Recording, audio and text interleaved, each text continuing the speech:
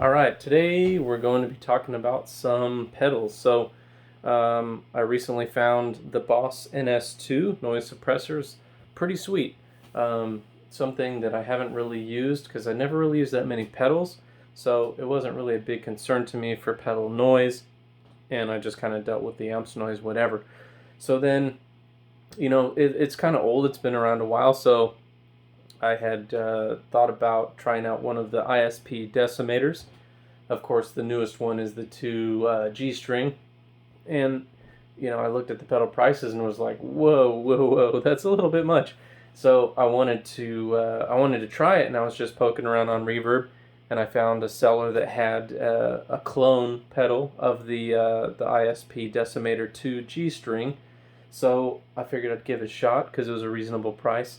So I'll show you kind of what I'm talking about on my pedal board here, and then kind of walk you through what we're going to be doing here. So, alright, so you see I've got some pedals down here, not very many. The one right there on the right kind of bottom off the board, I haven't really figured out how I'm going to set this up yet, is the clone. It's a 68 pedals. I forget what the name of this pedal is, but it's a clone of the ISP Decimator. So there's my TS7 Ibanez Tube Screamer pedal. I really like that because it's got a crazy boost on it, which I don't think any of the other pedals do. Then my Yngwie Malmsteen DoD Overdrive, and then the Yngwie Malmsteen Fender Overdrive, then the Boss NS2, then that's just this channel selector for the Crankenstein. I have, crazy enough, my Zoom 505 in the effects loop. I just kind of use that for a little bit of reverb, and I do some EQ on it so that I can play at I can turn the amp up a bit. It's not crazy high, but if you don't crank the crank, you don't get the good tones. So I turn it up a little bit and then turn it down in the effects loop. Works somewhat like an attenuator, not perfect, but good for not exploding your house.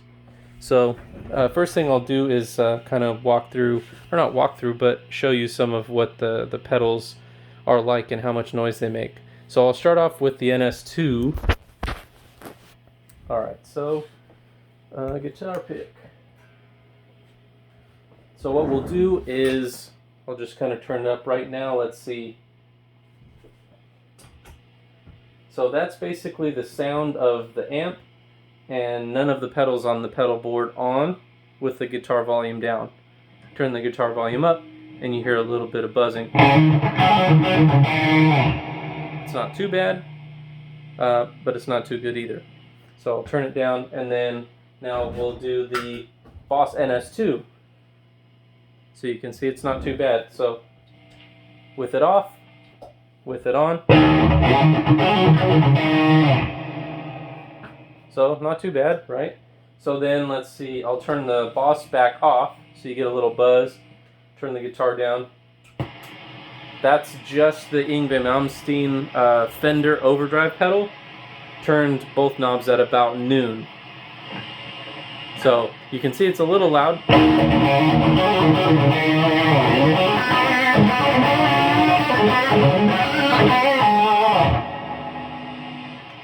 Alright, so let's hit it with the Boss.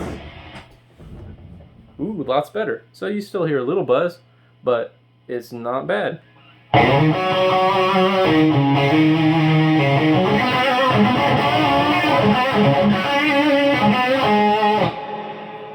Alright, so volume up right now with the Boss and the Yngwie pedal on. Very cool, right? There's with it off, so that's huge. What happens if you throw another overdrive or distortion on there? Okay, so you can kind of hear it a little again. Now you can really hear it.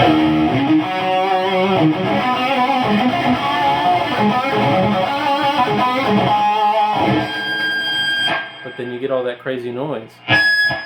If the gate loses control, it goes nuts. So that's not cool. Not like I really want to stack 3 gain pedals, but it was just interesting. So let's see, we'll start turning them off. Oh. That's what it sounds like with the 3 pedals on, guitar volume down, without the NS-2. Alright, so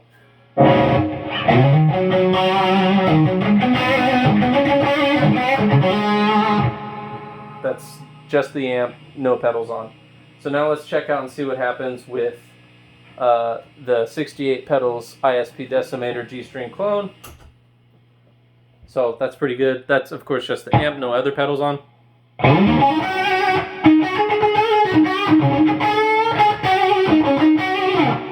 Now the one caveat to this pedal is that by the time I can reduce all of the noise that I want to reduce out, it also will shorten my notes. So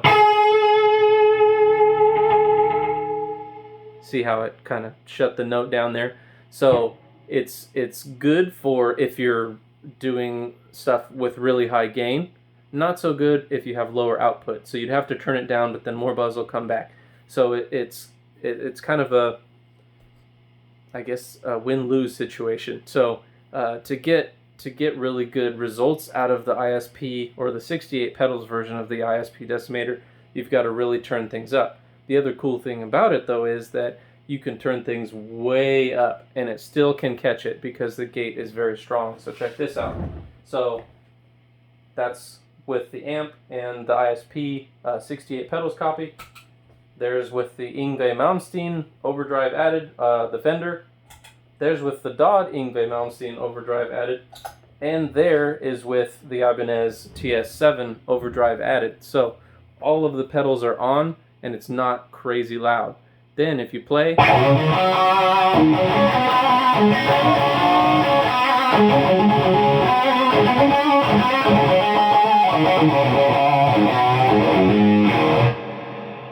the gate catches. Remember when the Boss was on, it was all kinds of screechy and stuff like that. Even the 68 pedals clone version, which as far as what they've told me is that it's an exact clone. It works incredibly well. As you can see, the guitar volume is all the way up and the gate is still catching it. So good and bad.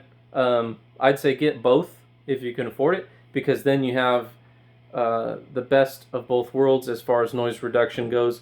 Because if you're just using like a not so high output guitar, you can use the NS-2 and it works absolutely great. But if you're like me, I really like some of the crazy high output guitars.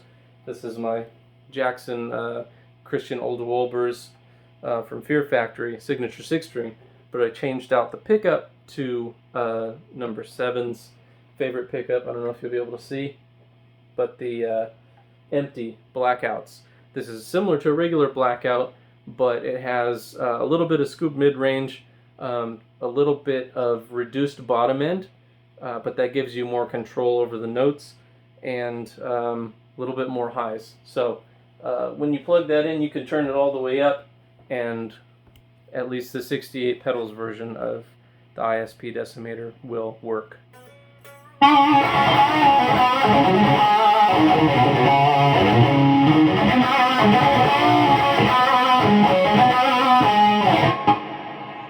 So that's again with all 3 stacked gain pedals. So Ibanez Tube Screamer, the Dodd Yngwie Malmsteen pedal, and the Fender Yngwie Malmsteen pedal. I'll give you an idea of what that sounds like without the 68 pedals.